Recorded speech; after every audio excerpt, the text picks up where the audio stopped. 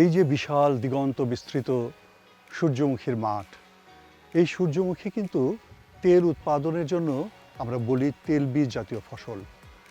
এই সূর্যমুখী আমাদের দৃষ্টিকে সত্যিকার অর্থে বিমোহিত করে। সবুজ ফুলের দিকে তাকিয়ে থাকতে আমরা সকলেই কিন্তু আকর্ষণ বোধ করি।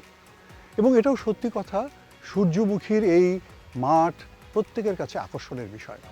সাম্প্রতিক সময় আমরা দেখেছি বিভিন্ন চরে, বিভিন্ন গ্রামে, বিভিন্ন এলাকায়, নদীর পাড়ে যখন সূর্যমুখীর বিস্তৃত মাঠ ভরে গেছে হলুদ ফুলে, তখন আশেপাশের মানুষ দল বেঁধে সেই মাঠ দেখতে এসেছেন, সেই মাঠ খুঁজতে এসেছেন। এটি আসলে সূর্যমুখী মাঠের আলাদা একটি বৈশিষ্ট্য। এটি শুধুমাত্র তেল উৎপাদনের জন্য নয়, এটি একটি কৃষি বিনোদনের জায়গা, অ্যাগ্রো ট্যুরিজমের জায়গা। অ্যাগ্রো ট্যুরিজম যারা করেন তারা কিন্তু এই সূর্যমুখীর চাষ করে নতুন করে অনেক কিছু সৃষ্টি করতে পারেন, অনেক রকমের আনন্দ তৈরি করতে পারেন। কিন্তু সে মাঠগুলোকে হতে হবে একটি গোছানো।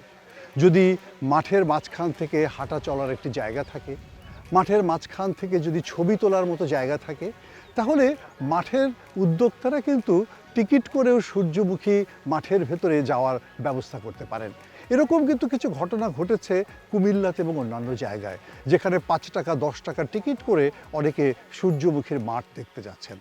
এটা হচ্ছে কৃষি ট্যুরিজম বা অ্যাগ্রো ট্যুরিজমের একটি ধারণা থেকে বলছি। এটা ফটোগ্রাফি যারা ভালোবাসেন তাদের কাছে সূর্যমুখীর মাঠ কিন্তু একটি চমৎকার জায়গা।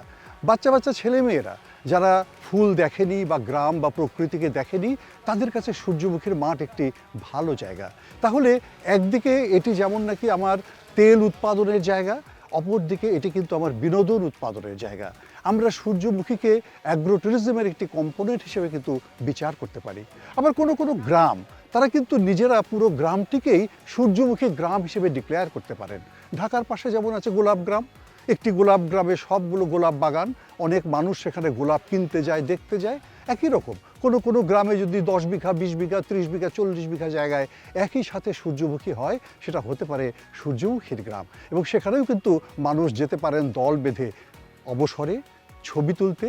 এবং এর জন্য কিন্তু কৃষকরা বা উদ্যোক্তারা তারা কিন্তু 5 টাকা 10 টাকা 20 টাকার টিকিটও কাটতে পারেন। আমরা এরকম অ্যাগ্রো ট্যুরিজম দেখেছি দিনাজপুরে, যেখানে কমলার বাগানে ঢুকতে 30 টাকা করে টিকিট কাটতে হয়। আমরা এরকম অ্যাগ্রো ট্যুরিজম দেখেছি সিংগাইরে, যেখানে 100 টাকার টিকিট কেটে পুরো একটা অ্যাগ্রো ট্যুরিজম এলাকায় ঘুরতে পারে মানুষ।